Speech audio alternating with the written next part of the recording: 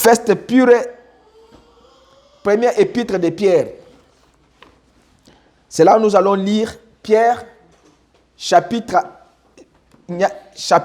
première épître de Jean. Première épître de Jean plutôt, c'est là où nous allons lire, chapitre 1. Alors nous allons lire, et puis nous allons lire dans Genèse aussi, je pense 3. Je lis au nom de l'Éternel, première épître de Jean, chapitre 1. Ce qui était dès le commencement, ce que nous avons entendu, ce que nous avons vu de nos yeux, ce que nous avons contemplé et que nos mains ont touché concernant la parole de vie. Et la vie a été manifestée et nous l'avons vue et nous rendons témoignage et nous vous annonçons la vie éternelle qui était auprès du Père et qui nous a été manifestée. Ce que nous avons vu et entendu, nous l'annonçons à vous aussi, afin que vous aussi vous soyez en communion avec nous. Or, notre communion est avec le Père et avec son Fils Jésus-Christ. Et nous écrivons ces choses afin que notre joie soit parfaite. Amen. Amen. Seigneur Jésus, merci pour la parole. Nous allons lire, nous allons parler de quelque chose. Moi, je suis un homme, je ne peux pas faire, Seigneur Jésus, quelque chose de meilleur, mais toi, tu peux faire plus que moi. Seigneur, eux aussi ne peuvent pas, Seigneur Jésus-Christ, écouter quelque chose de meilleur venant de moi. Mais si tu me déplaces du chemin et que tu places le Saint-Esprit de leur parler, ils vont écouter le meilleur enseignant. Parce que moi, je ne peux pas le faire. Seigneur Jésus, inspire-moi ce que je dois parler ce matin pour l'édification de ton église, de tes enfants. Alors, bénisse tout celui qui est venu. Bénisse celui qui n'est pas venu. Tu sais le pourquoi, Seigneur. Nous nous confions en Sainte Main. Commence avec nous cette prière et cette prédication. Et donne-nous, Seigneur Jésus-Christ, un bon moment. Nous chassons tout esprit de dérangement, tout esprit d'envoûtement, de sorcellerie, les attaques du diable. Que cela échoue ce matin au nom de Jésus. Et donne-nous une bonne communion de la parole autour de toi. Au nom de Jésus. Amen. Ok, vous pouvez vous asseoir. Je vais lire encore dans Genèse pour compléter ce que nous avons lu ici. Dès le commencement, au commencement était la parole aussi. Alors, la Bible dit dans Genèse, ici, attends, moi je prends ça. Genèse chapitre 3. Le serpent était le plus rusé de tous les animaux des champs que l'Éternel Dieu avait fait. Il dit à la femme, Dieu a-t-il réellement dit, vous ne mangerez pas de tous les arbres du jardin? La femme répondit au serpent, nous ne mangerons du fruit des arbres du jardin, mais quant au fruit de l'arbre qui est au milieu du jardin, Dieu a dit, vous n'en mangerez point, et vous n'y toucherez point, de peur que vous mouriez. Alors le serpent dit à la femme, vous ne mourrez point. Mais Dieu sait que le jour où vous en mangerez, vos yeux s'ouvriront et que vous serez comme Dieu, connaissant le bien et le mal. La femme vit que l'arbre était bon, était bon à manger et agréable à la vie, et qu'il était précieux pour ouvrir l'intelligence, et prit de son fruit et en mangea. Elle en donna aussi à son mari qui était auprès d'elle, et il mangea. Les yeux de l'un et de l'autre s'ouvrirent et ils connurent qu'ils étaient nus et ayant conçu des feuilles de figuier. Alors ils entendirent la voix de l'Éternel Dieu qui parcourait le jardin vers le soir, et l'homme et sa femme se cachèrent loin de la face de l'Éternel. Dieu au milieu des arbres du jardin, il dit, Éternel Dieu, au milieu de l'arbre du jardin, mais l'Éternel Dieu appela l'homme et lui dit, où es-tu? Il répondit, j'ai entendu ta voix dans le jardin et j'ai eu peur parce que je suis nu et je me suis caché. Amen. Alors ce matin, je vais introduire un petit sujet que je dois prêcher dimanche prochain. Ce petit sujet s'intitule Communion avec Dieu. Communion avec Dieu, c'est que chacun de nous doit communier avec son Dieu. Chacun de nous doit communier avec celui qui est proche de lui. Comme ici, la Bible nous a dit dans 1 Jean, ici, au verset 3, il dit que ce que nous avons vu et entendu, nous l'annonçons à vous aussi, afin que vous aussi, vous soyez en communion avec nous. C'est que l'homme doit être en communion avec un autre homme. Or, notre communion est avec le Père et avec son Fils Jésus-Christ. Si nous nous aimons, si nous sommes réellement les enfants du prophète, si nous sommes réellement les enfants de Jésus, si nous sommes réellement les enfants de Dieu, nous devons être en communion l'un et l'autre. Nous ne pouvons pas être divisés. Parce que la division vient du diable. La séparation vient de Dieu. Dieu sépare ses enfants avec le monde. Dieu dit que la lumière soit et la lumière fut. Dieu a séparé la lumière avec les ténèbres. L'homme est venu, l'homme a commencé à diviser. Il trouve que dans ce foyer, il y a la paix. Le diable entre par le canal d'un homme, il divise l'homme, il divise la femme. Il divise les enfants, il divise les amis. Les amitiés se cassent, les relations se fondent parce que Satan est entré dans un homme pour le faire. Dieu ne peut pas diviser ses enfants. Dieu sépare ses enfants avec le monde, le reste du monde.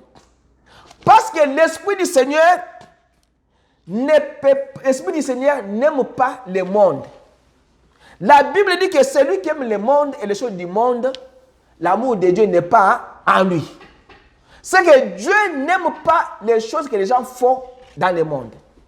C'est pourquoi Dieu les appelle à sortir de Babylone. Alors, ici, nous parlons de la communion avec Dieu. Communion dans le foyer. La Bible parle ici, vous soyez en communion avec nous. Il y a d'abord la communion entre les chrétiens. Les chrétiens ne peuvent pas être divisés et les chrétiens ne peuvent pas se parler pour détruire les autres. Les chrétiens doivent être unis parce qu'ils mènent un seul et un même combat. Le combat que moi je mène, c'est le combat que mon frère aussi mène aussi. Le combat que ma soeur mène, c'est le même combat que moi. Parce qu'elle aussi lutte pour la vie éternelle, moi aussi je lutte pour la vie éternelle.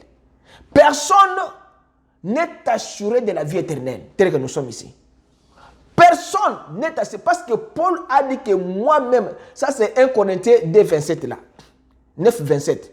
Il dit que moi aussi j'ai fait un effort pour que je puisse entrer, afin que ce jour-là, que je ne sois pas déçu après avoir péché aux autres. Je traite durement mon corps et je le mets assujetti, afin qu'après avoir péché aux autres, que moi-même aussi, Paul, que je ne puisse pas être rejeté au temps de la fin. C'est pour vous dire que personne n'est assuré de la vie éternelle. Parce qu'il y a deux livres entre les mains de Dieu. Il y a le livre de la vie de l'agneau. Il y a le livre de la vie. Un livre, on peut effacer ton nom à n'importe quel moment. Un autre livre de la vie, le livre de l'agneau, de la vie de l'agneau. Ce livre-là, dès qu'on a déjà mis ton nom à l'intérieur, on ne peut pas effacer. Parce que le sang de Jésus t'a déjà purifié, t'a déjà couvert, t'a déjà sauvé et tu es baptisé du Saint-Esprit. Alors c'est pourquoi Quelqu'un peut avoir un don, mais il est un démon. Il est à l'église, il est là pour diviser les gens. Il est là pour critiquer les pasteurs. Il est là pour sortir avec les problèmes des gens. Ici, elle est là-bas. Mais ici, la Bible dit que nous devons être en communion entre nous. Parce que la communion d'abord commence avec nous. Si nous ne nous entendons pas, nous les gens qui se disent que les chrétiens, alors les païens vont nous rire au nez. Les païens, les incroyants vont dire que, et aussi vous les chrétiens, vous êtes aussi dans ce comportement ici. Or que nous, c'est à nous de leur enseigner la parole. Ce n'est pas à eux de nous reprocher de ce que nous faisons. On trouve une église qui est divisée, les frères qui passent l'autre. La sœur qui veut, moi, pasteur, ça c'est dans une église. Mais ici, il est dit que ce que nous avons vu et entendu, nous vous l'annonçons à vous aussi. Afin que vous aussi, vous soyez en communion. Parce que Paul savait qu'il était déjà en communion avec les autres personnes, avec les autres frères. Il n'y avait pas la division. Mais aujourd'hui, qu'est-ce que nous trouvons? Nous trouvons que dans les foyers, même les enfants ne s'entendent pas. Les enfants ne se parlent pas dans un même foyer. Mwana oya akangili mwana mususu nani akangili nini motema. C'est que dans un foyer d'abord, les enfants ne se parlent pas. Et le papa est content, la maman est contente et il laisse la famille aller comme ça. Ici, nous parlons de communion avec Dieu, mais je commence avec communion entre nous. Si ton frère a péché, si ton frère a manqué à manger, si ton frère n'a pas d'habit, donnez-lui. Parce que la Bible dit que au temps de la fête, les gens vont me demander, Seigneur, quand est-ce que tu étais nu, je t'avais vêtu. C'est lui qui fait ces choses aux petits-enfants, il n'a pas fait à eux, il a fait à moi. Vous me donnez moi, et vous donnez à cet enfant un combien d'eau, mais vous n'avez pas donné à cet enfant, vous avez donné à Jésus qui l'a créé. Nous devons commencer par l'amour dans nos foyers d'abord. Nous, dans les foyers chrétiens, nous devons avoir d'abord l'amour entre nous. Nous ne sommes pas là pour entrer dans les maisons des frères et des sœurs pour les détruire. Quelle communion maintenant? Vous parlez de fellowship, vous parlez de communion. Et les premiers ici, les gens ont mangé la communion. Ils ont mangé la communion, mais ils ne se parlent pas l'un et l'autre. Il sait qu'il a un problème avec son frère, il a un problème avec sa sœur. Il a un problème avec son voisin, il n'a pas arrangé, il a mangé la communion. Quelle communion? Paul a dit que si vous commettez l'erreur de manger ça, ça c'est préparé, vous provoquez votre propre mort. Communion. Les premiers, les gens, combien de chrétiens ont mangé la communion? Vous n'êtes pas différents avec ceux-là qui étaient sortis aller voir les feux artificiels. Vous n'êtes pas différents. Et celui qui n'était pas allé à l'église, qui était allé voir les feux artificiels là, et c'est lui qui a mangé la communion avec le problème avec son frère. Qui est mauvais? C'est celui-là qui a le problème avec son frère, qui s'est dit chrétien et qui a mangé la communion. C'est pourquoi il ne faut pas même aller manger ça. Il fallait seulement même prier à la maison, demander Dieu pardon pour avoir agressé votre frère, pour avoir parlé mal de votre soeur. L'année 2024 est passée. Nous avons commencé. Les gens ont dit l'année de paix, l'année de réconciliation, l'année de prospérité. Mais où est la communion avec Dieu? Pourquoi vous pouvez dire que cette année, c'est une année de communion avec Dieu? Nous devons maintenant communier avec Dieu, communier avec nos frères. Avoir l'amour de Dieu pour ma soeur, pour mon frère. Non? Les gens ont programmé l'année de paix, mais vous avez les problèmes avec les voisins. Vous avez les problèmes avec votre frère. Dans une même église, les frères ne se parlent pas. Et vous avez mangé la communion. Nous parlons de la communion avec Dieu. Si toi, tu n'aimes pas ton frère qui est à côté de toi, que tu vois, comment allez-vous aimer Dieu que tu ne vois pas de tes propres yeux? Toi, tu dis que tu as dit que non, je suis chrétien, mais la Bible te dit que le frère qui est à côté de toi, que tu vois, l'homme que tu vois, tu ne l'aimes pas. Et tu prononces dans ta bouche que non, toi tu aimes Dieu. Quel Dieu que toi tu aimes que tu ne vois pas, que tu ne connais pas? Peut-être Dieu ne t'a jamais parlé. Peut-être Dieu. William Branham dit que au jardin d'Éden là, l'homme était né pour avoir la communion avec Dieu. L'homme était né pour avoir communion. Et au commencement là, comme nous avons lu, l'homme avait une meilleure communion avec Dieu. J'ai lu seulement ça, et puis dimanche prochain, on va développer. Il avait une meilleure communion avec Dieu.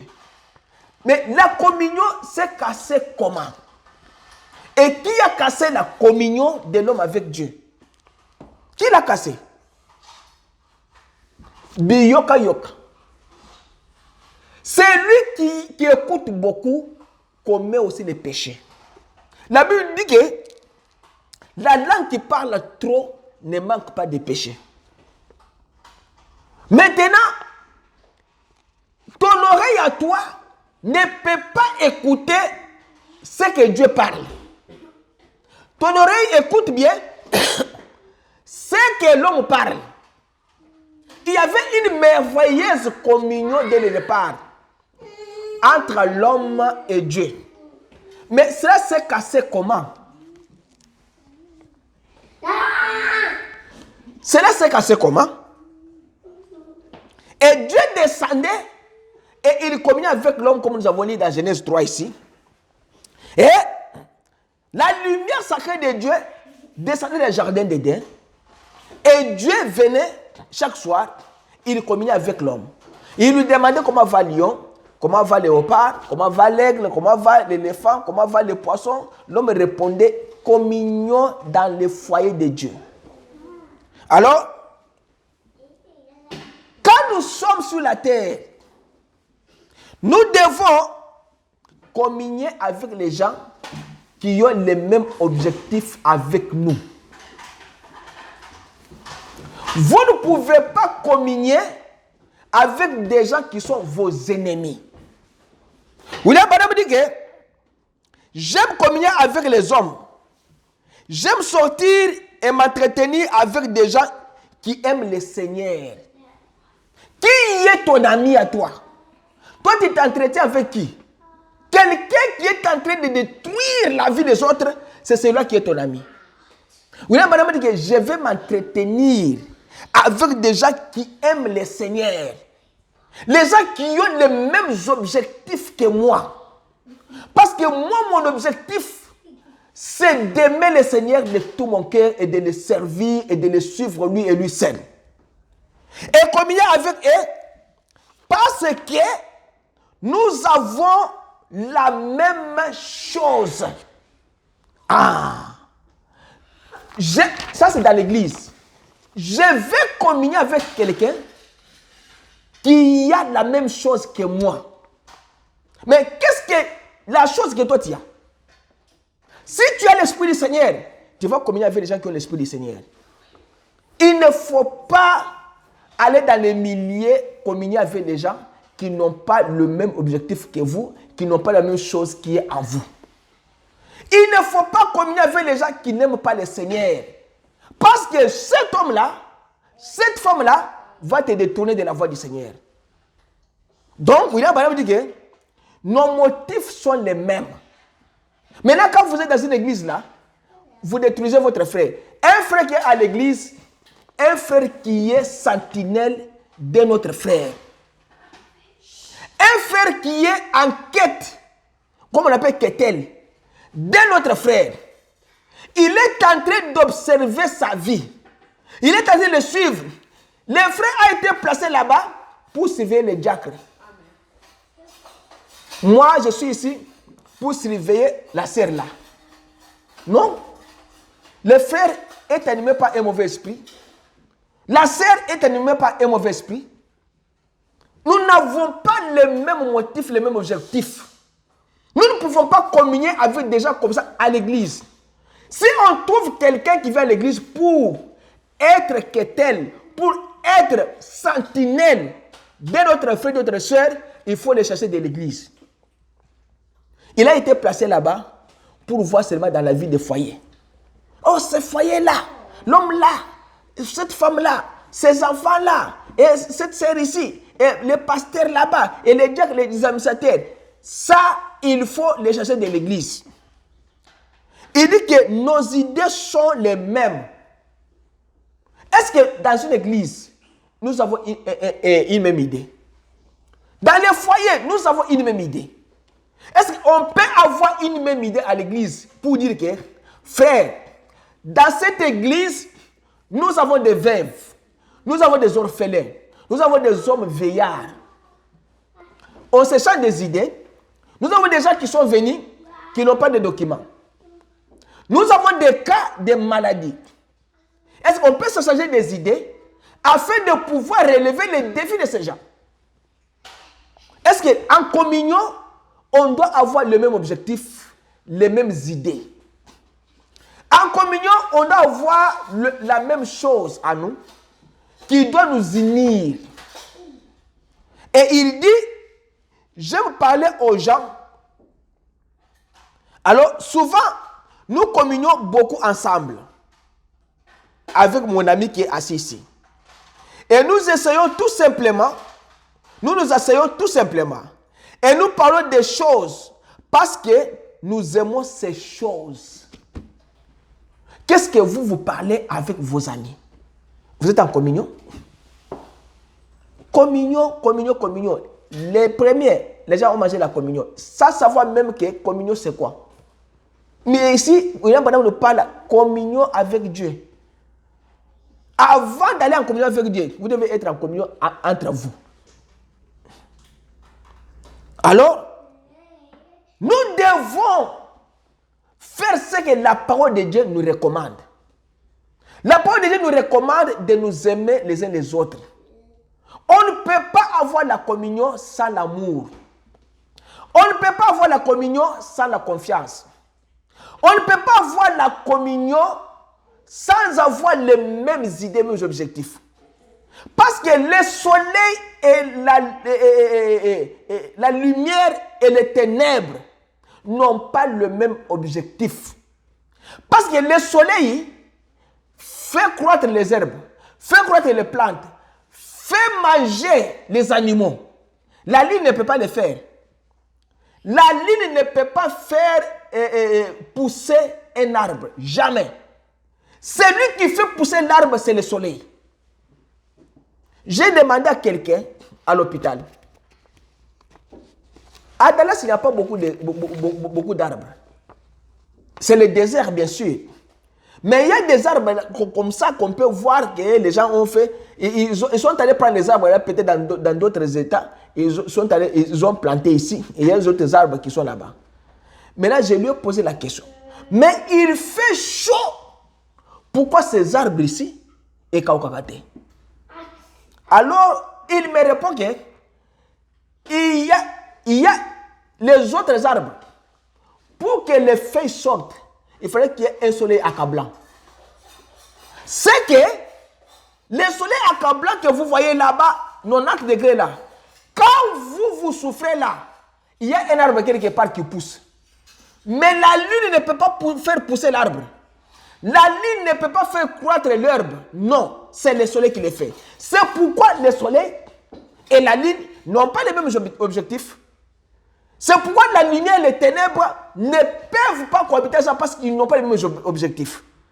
C'est pourquoi dans les foyers chrétiens, nous devons avoir les mêmes objectifs, les mêmes motifs, le même pensée.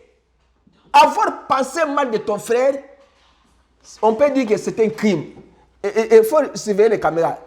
Ne va la dehors beaucoup. Il faut surveiller ça. Alors, il faut avoir le même objectif dans la vie. Nous venons à l'église, c'est pour adorer Dieu. Ce n'est pas pour jouer. Alors que chacun de nous prenne la responsabilité quand il est à l'église. Il doit veiller sur ses objectifs, il doit veiller sur ses motifs. Maintenant, l'homme est en communion. William Branham dit que la plus grande communion que n'importe quel homme ait jamais eu, c'est lorsqu'il communie avec Dieu. Même si vous communiez dans vos foyers, parce que Dieu sait que vos communions là dans les foyers, dans les églises, ce sont des fausses communions. Ce sont des communions d'hypocrisie. Vous communiez, au PC frère Mote, frère qu'on n'a pas mbolayo, mais aux autres qu'on a moté contre frère. Une fausse communion. Vous mangez le jour là, oh nous sommes la fête dans la famille, ça c'est fellowship, ah c'est la communion, nous allons manger, nous allons nous entraîner les frères. Non, vous avez des problèmes dans le cœur avec les autres frères. Ce sont des fausses communions. La vraie communion, il a pas dit, c'est quand l'homme entre en communion avec Dieu. Votre communion là, vous avez des problèmes. Tu viens de détruire le mariage d'autrui ici et tu fais la communion ici. Tu viens de sortir avec un homme ici et tu as la communion ici. Tu viens de sortir avec une femme ici, tu as la communion. Tu viens de voler et tu as la communion. Tu viens de critiquer, de détruire ton frère et tu as la communion. Vous voyez, madame, dit que c'est une fausse communion. Et la vraie communion, c'est la communion avec Dieu. C'est lorsque Dieu s'est révélé à l'homme pour communier avec sa créature. C'est ça la vraie communion. Et entrons dans la communion avec Dieu. Soyons sûrs que ce que nous faisons, nous sommes sûrs que Dieu nous parle. Nous sommes sûrs que nous sommes en communion avec Dieu. Et cette communion-là, Dieu ne sépare pas, n'a pas séparé l'homme avec lui. Dieu n'a pas cassé la communion. Dieu n'a pas cassé l'alliance qu'il a établie avec l'homme. Dieu a placé l'alliance, il a placé la communion. Mais c'est l'homme qui casse l'alliance que Dieu a placée avec lui, que Dieu a signée avec lui. La communion avec Dieu, c'est l'homme qui casse ça. William Branham dit que lorsque Adam et Ève se sont séparés de Dieu par le péché, ils se sont séparés, alors ils sont devenus des vagabonds. Ce n'est pas Dieu qui s'est séparé avec l'homme. C'est Adam et Ève. Et William Branham dit que quand l'homme se sépare avec Dieu, il devient un vagabond. Il commence à errer sur la terre. Il n'a pas d'appui. Il n'a pas un soutien. Il n'a pas le soubassement. Il n'a pas une fondation. Il n'a pas un fondement. Il ne peut pas s'abriter. Parce que ces péchés-là séparés avec Dieu, il devient vagabond. Il a coupé de la communion. Il va errer ça et là. Il faiblissait. Il dit que observez le problème de l'homme aujourd'hui. Le péché a séparé l'homme de ce genre de communion. L'homme ne réalise pas qu'il est dans le péché. Mais il est dans le péché. Mais il continue. J'avais parlé aux gens à Kinshasa. Je leur avais dit, si votre vie ne s'améliore pas, arrêtez-vous ou arrête-toi. Interroge ton Dieu. Pourquoi moi je ne progresse pas? Peut-être qu'il y a un péché inconfessé quelque part. Que toi tu as fait quelque chose dans la vie que tu n'as pas confessé toute la vie. C'est ce qui fait que la chose soit bloquée dans ta vie. Les choses ne marchent pas. Ici, William Branham dit que c'est le péché qui a séparé l'homme de la communion avec Dieu. Même quand tu étais enfant, William Branham, il priait pour une femme qui avait un problème de lait. La femme là ne savait pas. Alors, dès que la femme s'est présentée devant, Dieu a donné à William Branham une vision. Il a vu qu'il y a une jeune fille de 7 ans, 5 ans ou 7 ans. La jeune fille avait un crayon. Il tournait le crayon comme ça. Mais là, le crayon a sauté. Le crayon l'a touché dans l'œil. C'est à partir de ce jour-là, depuis l'âge de 7 ans, que cette femme avait le problème de l'œil. Les docteurs ont tout fait pour ramener l'œil là. Rien. Là, c'est à 7 ans. La femme avait déjà dans les 40 ou bien 50. Les péchés que vous avez commis même à l'âge de 10 ans, ne crois pas que Dieu a oublié inconfessé, ce que je voulais dire. Et que tu n'as pas dit à Dieu, Seigneur, mais voici, moi, j'ai caché cette histoire à ma mère, à mon père, à mon mari, à ma femme. Je l'ai caché même à toi, je ne me suis jamais repenti. C'est ce qui fait que votre vie ne marche pas. Alors vous devez maintenant savoir faire reculer votre vie.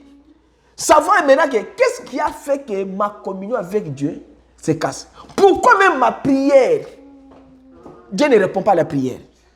Pourquoi? Parce qu'il y a un péché inconscient. Il y a un dit que c'est le péché qui sépare l'homme de la communion. Quand Dieu ne nous écoute pas, ce n'est pas parce que nous ne prions pas. Non, nous prions. Mais il y a un péché inconfessé qui fait que nos prières n'arrivent pas à Dieu. Aujourd'hui, nous demandons comment nous allons faire ceci. Et nous demandons comment nous allons faire cela. Lorsque l'homme s'est séparé de Dieu, il est devenu un vagabond. Il errait partout.